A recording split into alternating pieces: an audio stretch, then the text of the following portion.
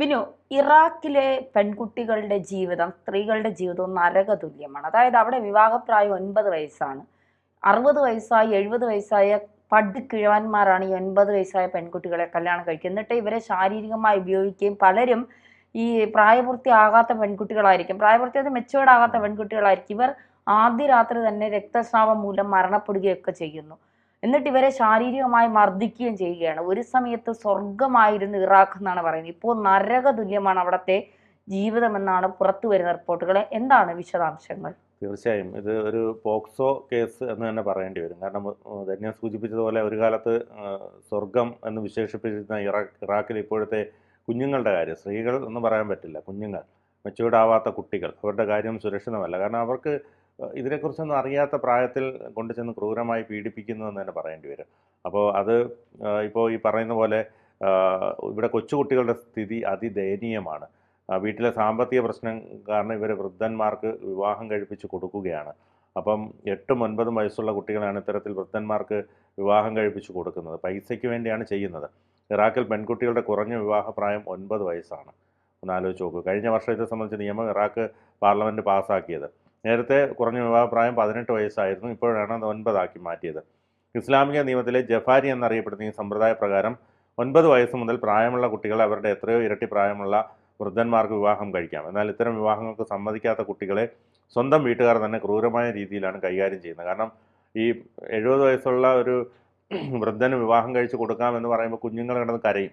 അപ്പോൾ അവരെ ക്രൂരമായി മാതാപിതാക്കൾ മർദ്ദിക്കുകയാണ്. കാരണം ഇവർക്ക് പൈസ വേണം, അതിനുവേണ്ടിയാണ് ഇങ്ങനെ ചെയ്യുന്നത്. വീടുകളിൽ അച്ഛനും സഹോദരന്മാരും ചേർന്ന് ഇവരെ ഭീകരമായി മർദ്ദിക്കുന്നത് പതിവാണ്. ചില കുട്ടികളെ ഇവർ ബലാത്സംഗം ചെയ്യുന്നത് പതിവാണെന്ന് റിപ്പോർട്ടുണ്ട്. മറ്റ് പല ഇസ്ലാമിക രാഷ്ട്രങ്ങളെ അപേക്ഷിച്ച് ഇറാഖിൽ സ്ത്രീകൾക്ക് കുറെ കൂടി സ്വീകാര്യത ഉണ്ടെന്നാണ് കരുതപ്പെടുന്നത്. ഇവിടെ വനിതാ പാർലമെൻറ്റ് അംഗങ്ങളുണ്ട്. ഡോക്ടർമാരായും ഉയർന്ന പദവികളിലുമെല്ലാം സ്ത്രീകൾ സേവനം അനുഷ്ഠിക്കുന്നുമുണ്ട്. എന്നാൽ സാധാരണക്കാരായ സ്ത്രീകളെ സംബന്ധിച്ച് ഈ രാജ്യം നരകം തന്നെയായി മാറിയിരിക്കുകയാണ്. ഗാർഹിക പീഡനത്തിന് ഇരയാകുന്ന സ്ത്രീകളുടെ എണ്ണവും ഇവിടെ കൂടി വരികയാണ്. ഇറാഖിൽ സ്ത്രീകളെ തട്ടിക്കൊണ്ടു പോകുന്നതും ബലാത്സംഗം നടത്തുന്നതും നിത്യസംഭവമായി മാറുകയാണ്. കാരണം കൊച്ചു കുട്ടികളെ അടക്കം കൊണ്ടുപോയി ബലാത്സംഗം ചെയ്യുന്നു. ഈ പറഞ്ഞതുപോലെ ഒരു പ്രായപൂർത്തിയാവാത്ത കുട്ടിയായതുകൊണ്ട് തന്നെ അത്തരത്തിൽ ക്രൂരമായ പീഡനത്തിനാണ് ഇരയാകുന്നത്. കൂടാതെ ദുരഭിമാന കൊലകളും വ്യാപകമാണ്. ഓരോ വർഷവും 100 കണക്കിന് സ്ത്രീകളാണ് ഇവിടെ കൊല്ലപ്പെട്ടുകൊണ്ടിരിക്കുന്നത്. വീട്ടുകാർ തങ്ങൾക്ക് താല്പര്യമില്ലാത്ത വ്യക്തികളെ സ്വന്തം കുടുംബത്തിലെ പെൺകുട്ടികൾ പ്രണയിച്ചാൽ രണ്ടുപേരെയും കൊലപ്പെടുത്തുന്നതാണ് രീതി.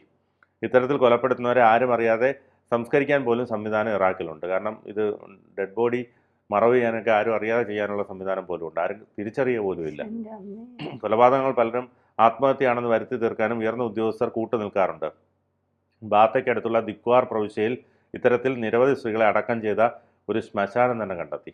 ഇത്രയും സ്ത്രീകളെ അടക്കം ചെയ്ത കാമുകനും ഒളിച്ചോടിയ ഒരു യുവതി വർഷങ്ങൾക്ക് ശേഷം നാട്ടിൽ വന്നപ്പോൾ സഹോദരന്മാർ ചേർന്ന് കുത്തിക്കൊന്നു. മറ്റൊരു പെൺകുട്ടിയെ കൂടെ ജോലി ചെയ്തിരുന്ന പുരുഷനോട് സംസാരിച്ചതിന് അച്ഛനും സഹോദരന്മാരും ചേർന്ന് ജീവനോടെ കുഴിച്ചുമൂടാൻ ശ്രമിച്ചിരുന്നു. അതേസമയം ഈ അനീതിക്കെതിരെ പ്രതിഷേധിക്കുന്ന നിരവധി വനിതകൾ ഇറാഖിലുണ്ട്. ഞാൻ പറഞ്ഞില്ല, പാർലമെൻറ്റ് അംഗങ്ങൾ പോലുള്ള അംഗങ്ങൾ പോലും അവിടെ ഉണ്ടെന്നുള്ളതാണ്. ഇപ്പോൾ നമുക്കറിയാം, മുഹമ്മദ് നബിയും കുറേ വിവാഹം കഴിച്ചിരുന്നു. ആദ്യ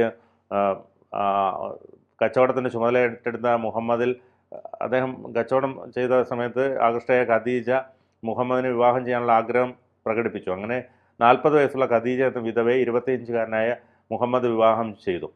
ഖുറൈഷ് ഗോത്രത്തിൽ തന്നെ കുവൈലിദിൻ്റെ മകളാണ് ഖദീജ. പ്രതിസന്ധികളിലും അദ്ദേഹത്തിന് കൂട്ടായി ഖദീജ ഉണ്ടായിരുന്നു. ഖദീജയുമായുള്ള നീണ്ട 25 വർഷത്തെ ദാമ്പത്യ ജീവിതത്തിൽ ഒരിക്കലും നബി മറ്റൊരു വിവാഹം നടത്തിയിരുന്നില്ല. ഖദീജയുടെ മരണശേഷം 4 കൊല്ലത്തിനിടയ്ക്ക് മുഹമ്മദ് നബി 56-ാം വയസ്സിനിടയിൽ സൗദ, സയീഷ എന്നിവരെ വിവാഹം ചെയ്യുകയുണ്ടായി. 50ഉം 60ഉം വയസ്സിനിടയിൽ 9 പേരെയാണ് മുഹമ്മദ് നബി വിവാഹം ചെയ്തത്. അതിൽ ഒരാൾ മാത്രമായിരുന്നു അവിവാഹിതയായിരുന്നത്. ബാക്കി എല്ലാവരും വിധവകളോ വിവാഹമോചിതരോ ആയിരുന്നു. നബിയുടെ ഭാര്യമാരെ മൊത്തത്തിൽ സത്യവിശ്വാസികളുടെ മാതാക്കൾ എന്നാണ് വിളിക്കപ്പെടുന്നത്. അപ്പോൾ ഈ പറഞ്ഞതുപോലെ മുഹമ്മദ് നബിയുടെ ഒരു ചരിത്രം നമ്മൾ പരിശോധിച്ചാൽ ഇത്തരത്തിൽ ഖദീജയിൽ മുഹമ്മദ് നബിക്ക് 2 ആൺകുട്ടികളും 4 പെൺകുട്ടികളും പിറന്നു.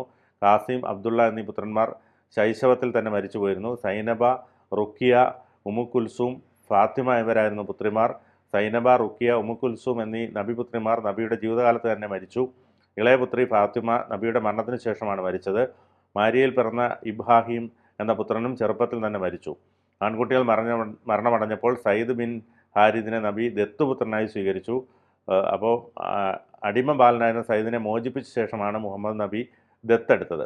അങ്ങനെ കുറേ ചരിത്രം നമ്മൾ പരിശോധിച്ചാൽ കാണാൻ കഴിയും. പക്ഷേ അതിലൊന്നും കാണാത്തൊരു പ്രധാനപ്പെട്ട വസ്തുതയാണ് ഇപ്പോൾ ഇറാഖിൽ സംഭവിച്ചുകൊണ്ടിരിക്കുന്നത്. കാരണം ഈ 9 വയസ്സുള്ള കുട്ടികളെ ഇത്തരത്തിൽ വിവാഹം ചെയ്യുന്നു, അല്ലെങ്കിൽ അവരെ ബലാത്സംഗം ചെയ്യുന്നു എന്ന് തന്നെ പറയേണ്ടി വരും. അപ്പോൾ ആ കുട്ടികളുടെ അവസ്ഥയൊന്ന് നമ്മൾ ചിന്തിക്കേണ്ടതാണ്. അതുകൊണ്ട് തന്നെ ഇത്തരത്തിൽ ക്രൂരമായ ഈ നിയമങ്ങൾ മാറ്റി എഴുതപ്പെടേണ്ടത് തന്നെയുണ്ട്. അത് ഭരണാധികാരികൾ, അവിടെ പാർലമെൻറ്റ് അംഗങ്ങളൊക്കെ വനിതകളുണ്ട്, അവരൊക്കെ ഇക്കാര്യത്തിൽ നിലപാടെടുക്കണം. കാരണം ഇത്തരത്തിൽ മരണപ്പെടുന്ന കുട്ടികളെ അടക്കം കുഴിച്ചിടാനും അല്ലെങ്കിൽ മറവ് ചെയ്യാനും ആരും അറിയാത്ത സ്ഥലങ്ങൾ, ശ്മശാനങ്ങൾ പോലും ഉണ്ടെന്ന് പറയുമ്പോൾ എത്രമാത്രം ഭീകരമാണ് അവസ്ഥ.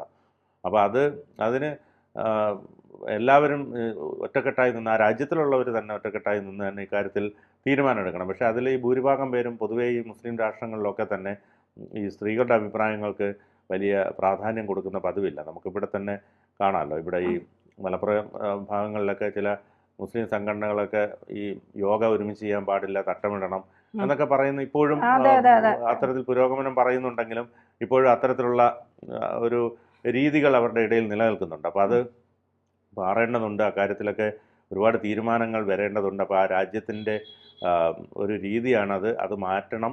അല്ലെങ്കിൽ ഈ കുഞ്ഞുങ്ങളെ പോലുള്ളവർക്ക് ഈ ചെറുപ്രായത്തിൽ ഈ ദുർവിധി വരേണ്ട സാഹചര്യമാണുള്ളത്. അത് വലിയൊരു വിഷമം ഉണ്ടാക്കുന്ന കാര്യം തന്നെയാണ്. അതെ, തീർച്ചയായിട്ടും.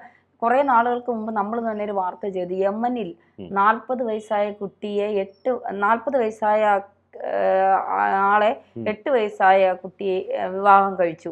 കാരണം സാമ്പത്തികമാണ് പ്രശ്നം. പണം കൊടുത്ത് ഈ കുട്ടികളെ വിലക്കെടുക്കും പോലെയാണ്. വീട്ടുകാർക്ക് കുറെ പണം കിട്ടിയാൽ മതി, ഇവർ ഈ കുഞ്ഞുങ്ങളെ വിവാഹം കഴിച്ചോടെ. 8 വയസ്സായ കൊച്ചിന് എന്തറിയാമെന്നുള്ളതാണ്. എന്നിട്ട് അതിനെ കൊണ്ടുപോയി ആദ്യ രാത്രിയിൽ ഉപയോഗിച്ച് അമിത രക്തസ്രാവം ഉണ്ടായി. എന്നിട്ടും അതിനെ വെറുതെ വിടാതെ ശാരീരികം ഉപദ്രവിച്ചു, അത് മരണപ്പെട്ടു. അപ്പോൾ മരിച്ചിട്ടൊന്നും ഇവർക്ക് പ്രശ്നമൊന്നുമല്ല. പണ്ട് ഈ അറബികൾ വന്ന് വിലക്കെടുക്കുമെന്നൊക്കെ പറഞ്ഞു കേട്ടിട്ടുണ്ട്. അതേ അവസ്ഥയാണ് ഇപ്പോൾ പല രാജ്യങ്ങളിൽ നമ്മൾ കണ്ടുവരുന്നത് എന്നുള്ളതാണ്. ഈ നേരത്തെ പറഞ്ഞതുപോലെ ചില സമുദായത്തിൽ സ്ത്രീകൾ എന്ന് പറഞ്ഞാൽ അടുക്കളയിൽ നിന്ന് ബെഡ്റൂമിൽ നിന്ന് അടുക്കളയിലേക്ക്, പിന്നെ കുട്ടികളെ ഉണ്ടാക്കുക, ഇത് മാത്രമാണ് അവർക്ക് ഇപ്പോഴും. ഇപ്പോൾ ഇന്ത്യയിൽ തന്നെ എത്രയോ ഈ മുസ്ലിം കുടുംബങ്ങളിൽ സ്ത്രീക്ക് ഒരു പ്രാധാന്യമില്ലാത്ത എത്രയോ കുടുംബങ്ങൾ, പഠിച്ച് നല്ല വിദ്യാഭ്യാസമുള്ള സ്ത്രീകളെ പോലും ജോലിക്ക് വിടില്ല. അവർക്കൊന്നും മിണ്ടാനുള്ള അധികാരമില്ല, അവകാശമില്ല. ഇപ്പോഴും അടുക്കളയ്ക്കകത്തും ഈ ബെഡ്റൂമിൻ്റെ അകത്തും കിടക്കണം. ഇന്നാളൊരു ഉസ്താദ് പറയുന്നത് കേട്ടു, പല പെൺകുട്ടികളുടെ അച്ഛനെ കാണുമ്പോൾ അയാൾക്ക് വിഷമം തോന്നാറുണ്ട്. എന്ന് വെച്ചാൽ കല്യാണം കഴിക്കാതിരിക്കുന്ന മക്കളെ അച്ഛന്മാരെ കാണുമ്പോൾ നമുക്ക് അവരെ കല്യാണം കഴിക്കണമെന്നുണ്ട്, പക്ഷെ ഭാര്യമാർ സമ്മതിക്കാത്തത് കൊണ്ടാണ് അവർക്കൊരു ജീവിതം കൊടുത്ത് അവരെ പിന്നെ നമ്മുടെ കൂടെ കൂട്ടി അവർക്കൊരു ആശ്വാസം പകരാൻ പറ്റാത്തത്. മറ്റൊരു കാര്യത്തിന് വേണ്ടിയിട്ടല്ല കല്യാണം കഴിക്കുന്നത്. ഈ അച്ഛന്മാരെ സങ്കടം കണ്ടിട്ട് കെട്ടാം. എന്നാ പിന്നെ ഇയാൾക്ക് ആരെങ്കിലും നോക്കി പറക്കി കൊടുത്ത് ഈ കൊച്ചിനെ കെട്ടിച്ചു വിട്ടൂടെ? എന്തിന് ഇയാൾ തന്നെ കെട്ടുന്നത്? ഇവരുടെയൊക്കെ ചിന്ത അതാണ്. കുറെ എണ്ണത്തിനെ കെട്ടുക, ഇതൊക്കെയാണ് കുറെ ആളുകളുടെ. എല്ലാം അല്ല, കുറെ മാറ്റങ്ങളൊക്കെ വരുന്നുണ്ട്. പക്ഷെ ഇറാഖിലെ അവസ്ഥ എന്ന് പറയുന്നത് ഇതൊക്കെ മാറേണ്ട കാലം അതിക്രമിച്ചു. പക്ഷെ ചില രാജ്യങ്ങൾ ഇപ്പോഴും മാറില്ല എന്നുള്ളതിന്റെ തെളിവാണ് ഇറാഖിലെ ഈ കാര്യങ്ങളൊക്കെ പുറത്തു വരുന്നത്.